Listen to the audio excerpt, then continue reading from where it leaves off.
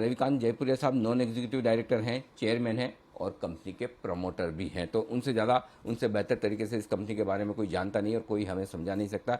30 साल से ज़्यादा का बड़ा भारी भरकम अनुभव है जयपुरिया साहब का, साउथ एशिया, अफ्रीका में फूड और बेवरेजेस कारोबार का, डेयरी बिजनेस का। तो ज़बरदस्त एक्सपीरियंस अब उनका इस कंपनी में काम आता दिख रहा है। जयपुरिया साहब, बहुत बहुत स्वागत है आपका। धन्यवाद जी बिजनेस के लिए वक्त निकालने के लिए और अपनी आईपीओ पर हमारे दर्शकों से बातचीत करने के लिए। सबसे पहले यही बताएं सर, 440 करोड़ रुपए कंपनी में जाएंगे, बाकी पैसा तो ऑफर्स फॉर सेल के जरिए। इस 440 करोड़ रुपए का इस्तेमाल आप कैसे करने वाले हैं सर? ये मेनली जो फंड्स आएंगे वो डेट पे करने के लिए यूज करे जाएंगे और इसके बाद कंपनी करीब करीब डेट फ्री हो जाएगी। ओके। अच्छा जयपुर साहब, एक चीज़ बताइए, वैसे आमतौर पर है ना जो कंपनियां होती है, जैसे for example Jubilant food work है तो खाली एक डोमिनो पिज़्ज़ा का कामकाज करती है, बर्गर किंग है तो वो एक ही उनके पास ब्रांड है ना। इस तरह से अलग अलग तरह की जो कंपनियां, वो वेस्ट लाइफ है तो खाली मैकडोनल्ड्स है। आपके दिमाग में ये आइडिया कैसे आया कि एक ही कंपनी में ढेर सारी ब्रांड्स हो? पिज़्ज़ा हट भी होना चाहिए, कोस्टा कॉफ़ी भी होनी चाहिए, मतलब टेको बेल्स भी आपने ले रखी, यम ब्रांड आपकी है, केएफसी है। ये बिजनेस मॉडल आपके दिमाग में कहाँ से आया, कब आया, उसके बारे में थोड़ा फ्लैशबैक में जाकर बताएं सर।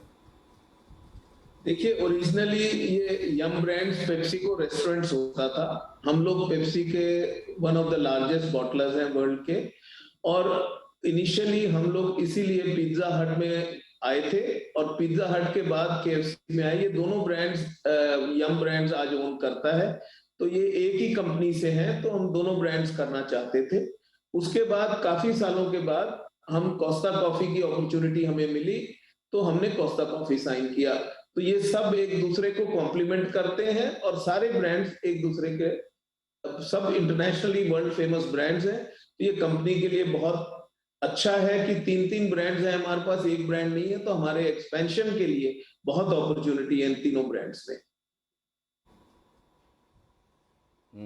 वही वही मैं देख रहा था सर, पिछले साल तो पैंडेमिक था, बड़ा हाल बुरा था, उसके बावजूद आपने नए स्टोर्स खोले। ये बताएं सर, पिछले साल में कितने स्टोर्स खोले हैं? और अब एक और चीज़ बताइए, जनरली हम ये कहते हैं कि ये स्टोर्स मैच्योर हो रहे हैं, अब इनसे अच्छी सेल्स और मुनाफा आना शुरू हो रहा है, सेम स्टोर सेल्स ग्रोथ की हम बात करते हैं, तो उसके बारे में भी जरा आइडिया दें सर।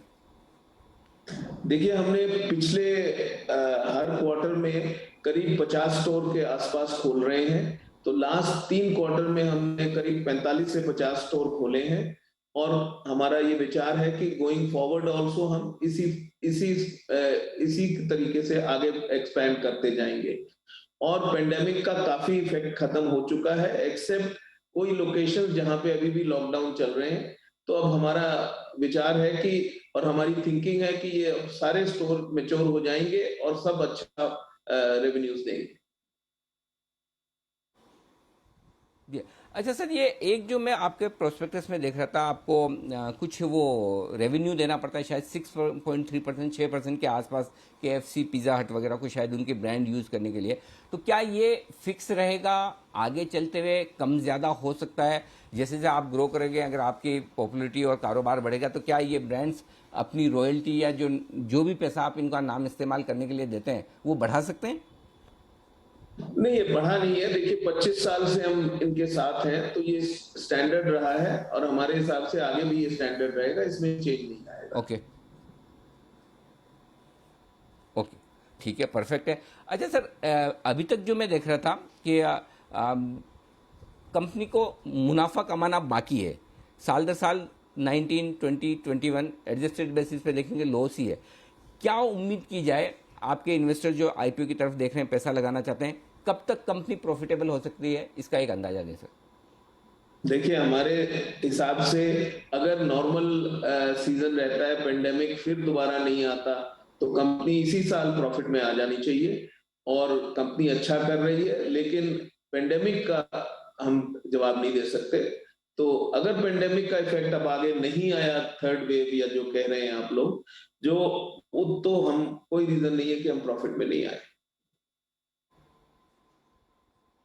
ओके, अच्छा, ये परफेक्ट बात है कि अगर माहौल ठीक ठाक रहा, सब कुछ ठीक रहा, तो फिर इस साल भी आप प्रॉफिट में आ सकते हैं, तो टर्न अराउंड हो जाएगा इसी कंपनी में। अच्छा सर, आपके डीआरएचपी में एक पॉइंट और था कि फाइनेंशियल ईयर 19 वित्त वर्ष 2019 में आपके स्टैट्यूटरी ऑडिटर ने रिजाइन किया था, उनको ये डर था कि कंपनी आगे सस्टेन कर पाएगी नहीं कर पाएगी, गोइंग कंसर्न के तौर पर रहेगी नहीं रहेगी।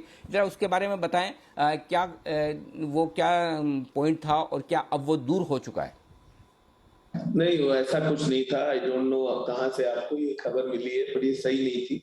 हमारे कोई स्टैट्यूटरी ऑडिटर्स ने रिजाइन नहीं किया, कुछ नहीं हुआ। तो हमारे ऑडिटर्स सब बिग फोर के अंदर हैं और वो सब कंटिन्यू कर रहे हैं, कोई दिक्कत नहीं है।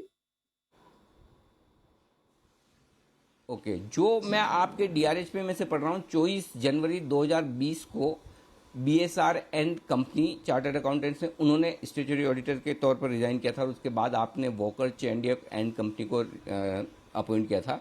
ये वहाँ से मैंने खबर पढ़ी है, आपके आरएचपी में से लिए।